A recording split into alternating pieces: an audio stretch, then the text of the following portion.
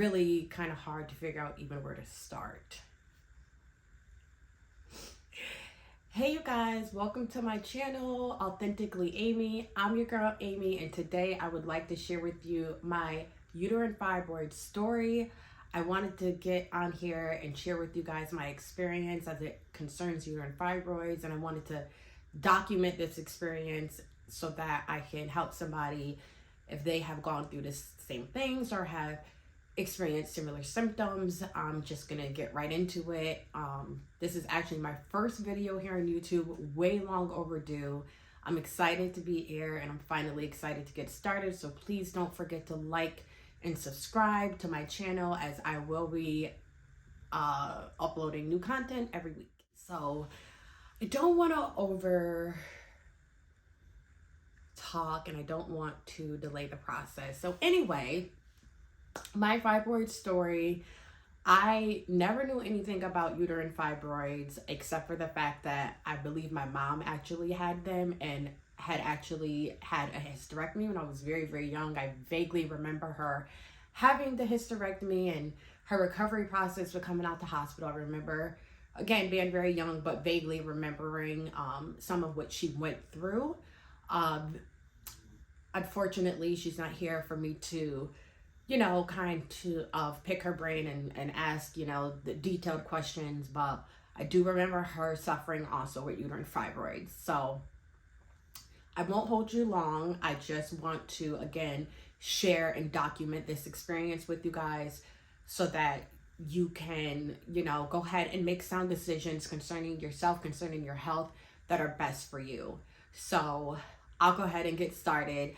I did not know I had uterine fibroids until I was pregnant with my daughter.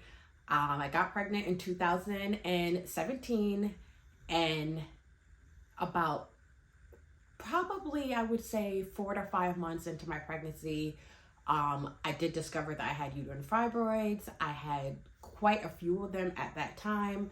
I did have some complications with them throughout my pregnancy. I did experience pain. Nothing major, but it was not very comfortable. And I actually did write down a little bit of notes to keep me on topic here.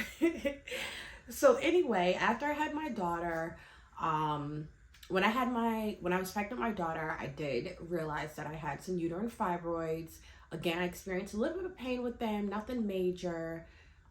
Just as the baby grew, the fibroids were growing. So they were definitely there. And again, didn't think much about them after having my daughter.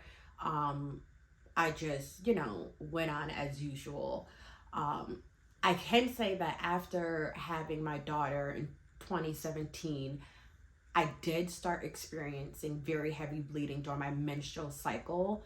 I definitely started noticing my periods gradually getting heavier and getting longer, which I guess I just figured that my body had changed, so these were part of the changes that came with it. I never really thought too much of it. I did have other symptoms that were happening that, again, I didn't tie to uterine fibroids. I just figured that after having a kid, my body had changed and things will probably be just a little different. So I started experiencing a little bit of spotting between my periods. I definitely started really noticing that my hair and my nails were just not healthy. My hair just seemed to not want to grow back. When I was pregnant, it was healthy, it was thick, it was beautiful. But then after having my daughter, it just felt like she had just taken all the nutrients out of my body. I no longer had healthy hair. My hair was falling out by the clumps. My nails were constantly brittle. I just really didn't know what was going on. After trying so much treatments and different hair treatments, I noticed that nothing was working, and I realized that it was not what was being applied to my hair. What I was doing for my hair was something that was happening from the inside out. So I'm almost ashamed to say that I experienced a lot of my symptoms for honestly years, you guys, like seriously years. My daughter's 5 years old now, and I'm just getting to the place where my fibroids are being addressed and dealt with. But I dealt with so many symptoms again that I did not know were tied to uterine fibroids whatsoever. Some other symptoms that I did experience was just really low energy. It seemed like I was just tired all the time. I never really had the energy that I used to have. I definitely did not have the stamina that I used to have. The bleeding was getting so out of control that I just couldn't do anything when it came to that time of the month. I couldn't go to the gym. I really couldn't do anything. I did have a lot of pain. I've always had a lot of pain with my period, like very intense cramping, where I pretty much always have to take something over the counter, like some ibuprofen or something, just to kind of like subside the pain because it was just over the top. And I also experienced a lot of fatigue. And just recently, I would say over the past few months, the symptoms started getting like worse. Okay, so here it is again, 5 years later. I had my daughter in 2017. We are now in 2023. I think this year was the year that I finally said, okay, I got to figure out what's going on in my body. I got to figure out what is causing my hair to fall out. What's causing me to have such low energy? What's going on? So I made an appointment with an OBGYN, and she did a full workup on me. She had me, go to do ultrasound. She had me get blood work done. She did actually a biopsy, believe it or not, just to rule out cancer, to make sure that, that was not, the fibroids were not cancerous and things like that. So a couple weeks ago, I again was experiencing extremely heavy bleeding during my menstrual cycle. At this point, my menstrual cycle was lasting anywhere between like 7 to 14 days. And it was so unpredictable. Like, I really just never knew what to expect every time it was that time. So I didn't know what to expect, what I was going to get. And I just dealt with it for a long time. And, I want to stress how crippling this really was, how frustrating it was to just have no control over my body. Again, not being able to do certain things when it was that time of month. It was no quality of life. It really was. And it was bad. I'm trying to, not make it sound as bad as it was, but it was bad. Again, it just seemed like, and it was that time of the month, I could not do anything. Like, life had to stop for me. My period was so heavy with me working just even 30 minutes away from, my job, just going from work and coming home, I would definitely end up having an accident. There were so many times where I had accidents happening. Like, I'm a grown-ass woman, and I'm bleeding and having accidents at work and grocery stores and just random places because the bleeding was truly just uncontrollable. It literally was hemorrhaging. It was not a regular period. If you experience periods that heavy, just know that that is not normal. Your period should not be lasting that long. They should not be that heavy. I was literally soaking up a pad, and most of the times wearing a pad and a tampon, just again to try to keep up with the bleeding because it was just uncontrollable and literally impossible to keep up with. And I expressed all of these symptoms to my doctor. So again, let me just back up. About 2 weeks ago, I did end up just kind of like freaking out and like had all I could take when it came to the bleeding. The bleeding was out of control. So I ended up going to the emergency room again because I knew something was wrong. I definitely knew something was wrong by the size of the clots that were coming out of me. I had clots like the size of a golf ball, sometimes even bigger, to be completely honest with you. Like, it was disgusting. All I wanted to do every day, all day, was just like lay in the bathtub because that's the only place I felt clean. That's the only place I felt like the bleeding and the clotting was manageable, and it was a mess. I mean, it was really disgusting. I felt disgusting in my own body. I definitely, sex life was not even an option, which sucks. And then, you know, I just couldn't do a lot of things. So I went to the emergency room. They did a workup on me and my blood work came back. When my blood work came back, the nurse came in and she told me that my hemoglobin was at a 6.5. So my your hemoglobin is actually, I found out I was a severe anemic, which I always knew I was anemic, or maybe just like thought I was, but never had any like blood work to back it up because I'm always cold. So I'm always freezing. I'm like, oh, I'm anemic, but never really knew I was actually anemic until this moment when I went to the ER and they did the blood work. So found out I was anemic, found out I had a hemoglobin of a 6.5, which is low. A normal hemoglobin for a woman should be anywhere between like a 10, a 12, somewhere in that area. So a 6.5 is low. So I was losing red blood cells due to my anemia, and my overall health was just not good, guys. It was declining. And it was a lot more serious than I ever thought that it was. And it made perfect sense of all the symptoms I was experiencing once I found out exactly what's going on. So I actually had to stay in the hospital so that they can do 2 blood transfusions. I had to get 2 units of blood in my body because I was literally losing so much blood. And for me to need a blood transfusion means that I was losing a lot of blood during my cycle, like way too much. And all of this blows my mind because I have no idea how long, again, I was walking around like this. I did notice that I just didn't have, you know, again, a lot of energy. It seemed like I ran out of breath so easily. Like I'm 120 pounds soaking wet.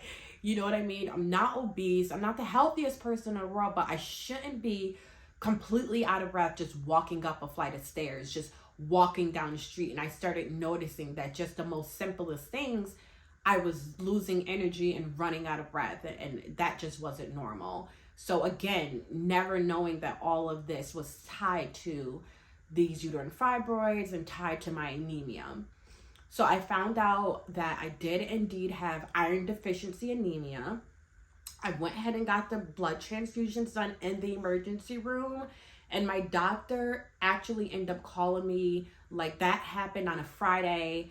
So by, you know, me being in the emergency room over the weekend, by Monday, I ended up making an appointment with my doctor. It was actually one of the OBGYN specialists that I met with, and we began to finally come up with a plan to treat my uterine fibroids.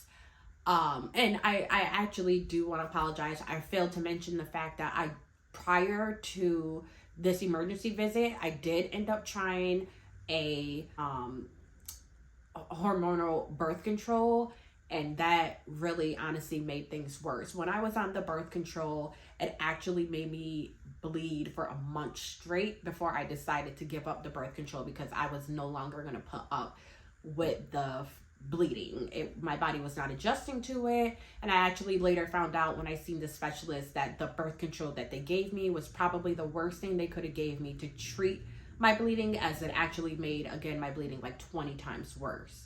So here I am in the ER, you know, loss of blood, major loss of blood, got the transfusion done, and now I'm finally beginning to go through the process of getting treated for the uterine fibroids. As it stands today, my uterine fibroid actually turns out there's only one little 4-centimeter uterine fibroid in the lining of my uterus, so it is in a very different place. You know, sometimes you can have uterine fibroids that are the size of a golf ball. You can have them the size of a freaking watermelon, but it's not the size that matters. It's really more so where they are located that matters. So in my case, my fibroid is about 4 centimeters, and it is located in the lining of my uterus. As of right now, we are leaning more towards a hysterectomy. I am 37 years old. I have a 5-year-old daughter, and I am not in a relationship. I do not know if I ever want to have more kids, but unfortunately, that's not something that I will be able to have the option of, just because doing a myomectomy, the way that it was explained to me by my doctor was that if they did the myomectomy, which means just taking out the fibroids, not taking out any of my womanly parts, if you will, um, it doesn't seem like a very permanent long-term solution, because they would only be able to chip away at the fibroid, just being again where it's located. So the only way to kind of guarantee to get the entire fibroid out is to just take out my uterus. It is a partial hysterectomy, whereas I will not be getting my fallopian tubes or my ovaries taken out or my cervix taken out. I would just be having my uterus be taken out. And again, it's still up for discussion with my doctor. We're trying to come up with the best treatment plan for me. And at this point, honestly, I think that just to have my quality of life back, just to have some normalcy, I can't imagine what it feels like to have like an 11, 12 hemoglobin and just have kind of like my life back. So I'm all for the hysterectomy at this point. It does make me sad to think of not being able to have kids again and kind of having that decision being made for me. But at the same time, I'm in a position where I have to choose a better quality of life versus the opportunity to maybe have one kid. And the way my life is set up and the way just not being in a relationship at this time at 37 years old, I'm just going to go with the chances are I'm not going to have kids. And maybe that will affect me later on, but right now I think this is the best decision for me. My surgery is not scheduled until July. This is the beginning of May. So I do have 2 months. My doctor's plan is to actually give me an injection that I will be receiving tomorrow morning with a drug that's called Lurpon. What Lurpon does is it does send your body into menopause. So tomorrow morning at 10 o'clock, I will be having an injection of the Lurpon that will send my body into menopause. And this is the only way as of right now to just stop the bleeding completely. Because even as we speak, I'm still bleeding heavily, just having my period 2 weeks straight now. And at this point, it's just the best thing to just stop the bleeding so that I don't continue to lose rapid, amounts of blood, and so that I don't end up back in the hospital needing another blood transfusion. So I will keep you guys updated with how the Lurpon goes. I have done tons of research on it, and I do know that it comes with side effects. It is a 3-month supply of the Lurpon that will be in my system, which will buy me enough time to have my surgery in July. And by the end of July, it will begin to wean out of my system. So it is a temporary solution. It's not a permanent fix, but the Lurpon will stop the bleeding. So that's where I'm at as of today. I'm nervous about this entire journey, but I'm also very excited to just have my life back and have the quality of life back, to be able to go back to the gym, to be able to not worried about being embarrassed in public during that time of the month, and to just feel good again. Like, I'm sick of feeling like crap. Like, I've been feeling like crap for a long time, and I'm really excited to just have some normalcy back to my body. And I've made some major lifestyle changes. I eat a lot better.